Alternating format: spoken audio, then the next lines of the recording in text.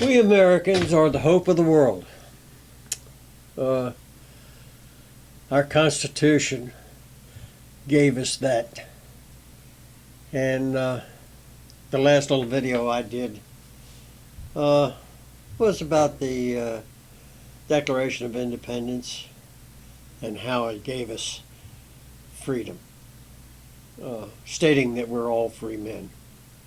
But you know, after the Civil War, where black people were given the Constitution as their right as well as ours, about 1922, my father moved to Baltimore because there was no industry much in Georgia. It had all been wrecked during the Civil War and had not recovered yet. And he worked as a machinist and was successful.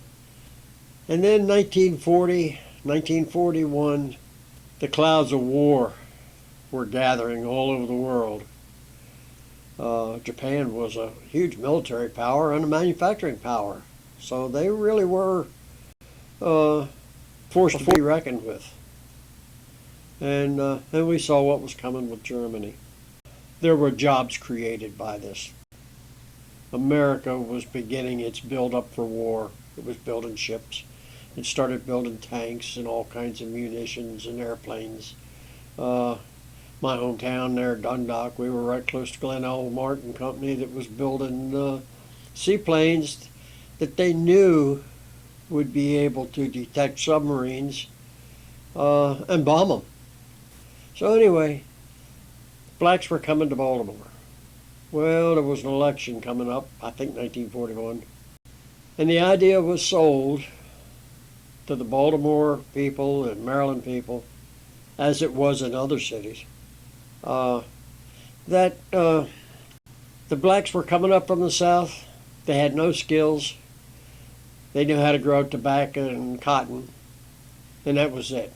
And they would come up to Baltimore, and they would take those good jobs in industry because they'd work for almost nothing.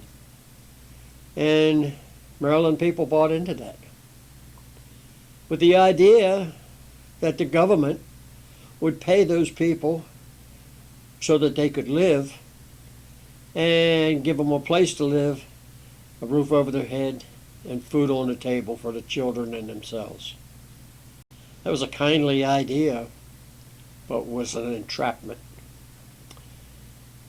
Black Americans living in the ghettos are still living in the ghettos, still being paid stipends by the federal government to stay out of industry.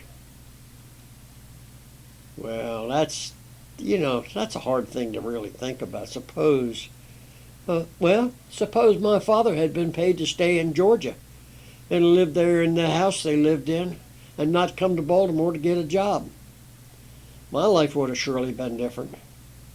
So anyway, I think that the party of slavery, the Democratic Party, carried that slavery on for 70 some years up to now by way of paying blacks to stay in the ghetto and do nothing. Well, that's just my opinion, but I find it odd that they're so welcoming of Mexicans and South Americans to America to take those low-skilled jobs that black men are perfectly capable of if we stop paying them to do nothing and keeping them slaves. For 70 some years they have been slaves to the federal government, the Democratic Party, and to some degree the Republican Party too, because we haven't done anything to stop it. We Republicans knew what the Democrats were doing to black people, and we didn't do anything to stop it.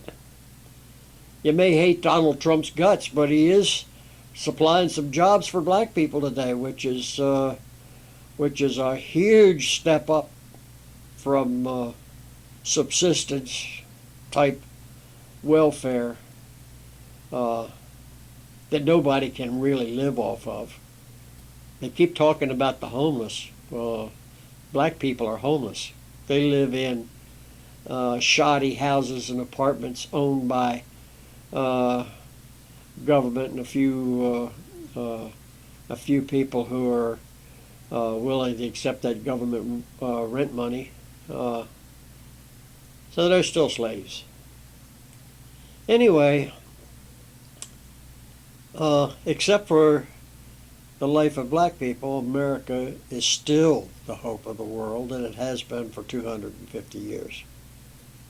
And this is all I wanted to say. I think Democrats should really give some thought to this idea of paying people to do nothing so that they can never be anything and will remain nothing.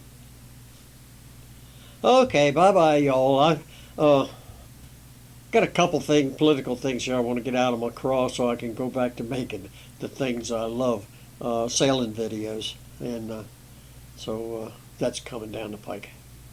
Okay, bye-bye, all.